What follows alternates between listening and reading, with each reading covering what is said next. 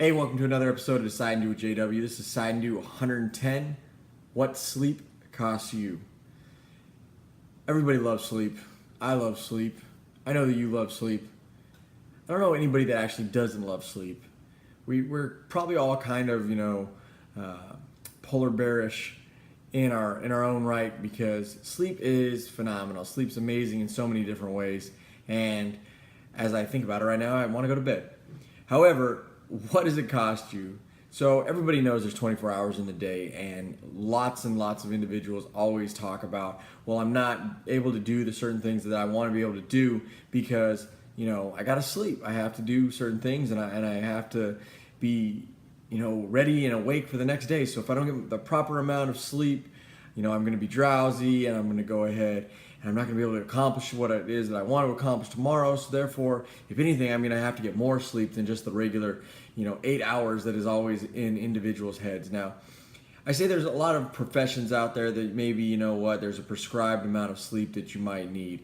But for the remainder of everyone else out there, there's not. And I've caught myself recently staying up later and getting less sleep on a more regular basis, but being able to get more things done overall. And it's a simple fact. The more amount of time that you stay up and you're actually proactive and you're not actually just, binge watching, the new season of Game of Thrones, which I don't watch, so I'm sorry if that's one of your things.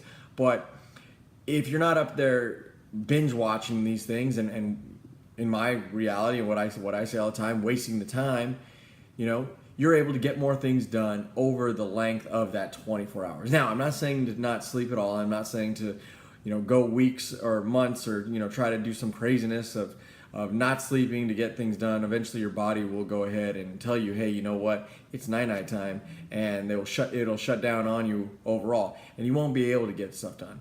But for individuals that are like, oh, well, I have to get 8 hours of sleep.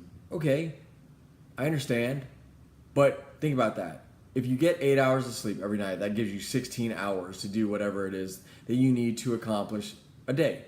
If that's enough for you, then hey, that's great. But for you that complain that 16 hours isn't enough time, but I need my 8 hours of sleep, well, guess what? You need to start looking at things and you need to start doing things different. And what sleep costs you overall is you getting closer to the successes that you want. Because you're in bed, you're laying there, you're sleeping, you're not getting the things done that need to be accomplished. And, I was staying up late, knocking out homework and doing certain things, and it was what was necessary to get to where I wanted to get overall and to finally finish my degree. I had to stay up past that because, I work a full 10-hour day at a minimum, and then when I get home, there's certain things that I have to accomplish.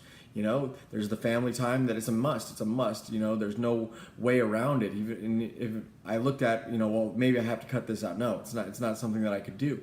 And then you have, the schoolwork, and then you have your physical fitness, and then you have all the different things that you want to be able to accomplish. And say you're working, more than one job. Well, guess what? That sleep that you want gets cut into, and at the end of the day, people don't think about that. People just think about, well, it's comfortable and it's fun and I enjoy it, and there's a pillow involved and all these different things, and they're going to go ahead and look at it. And I love the motivational speeches that talk about sleep and talk about using your 24 hours wisely. And one of the things that people don't want to do is cut that sleep time down. Try it.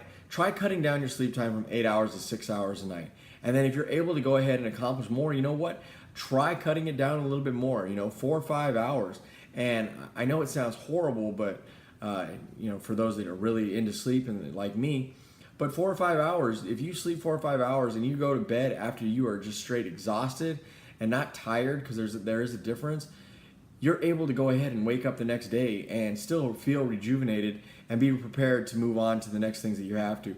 Because at the same time, you're able to see all the different things that you are able to accomplish and then move forward. Like right now, it's going on 9 o'clock at night in Japan, and people on the East Coast and West Coast are starting to wake up. And I got to make phone calls. So I'm going to be up late and I'm going to be doing some phone calls. I'm going to be looking at some things for my success, for my future. And if it keeps me up for 2-3 hours, then that's what is necessary, because of what's going on, the time difference that I have. And at the end of the day, that's fine. That's okay, because I have finally, trained my mind to understand that, the one thing that cost me the most is that extra sleep. This weekend was really rough for me overall. I stayed out late in regards to doing a few things, a couple activities that I normally don't do, but I was doing that for my own successes in other ways, and I was tired. I was exhausted, and went to bed and had to wake up, with the crack of the dawn when life starts moving. So think about that. Think about that overall, and look at what you can do and how you can go ahead and cut down on the amount of sleep that you get. I'm not saying cut down on sleep altogether, but the amount of sleep that you get, and be proactive, all right, and actually try to accomplish things during that extra time, and see what else you're able to get completed, and see how much closer you get to the successes that you actually want.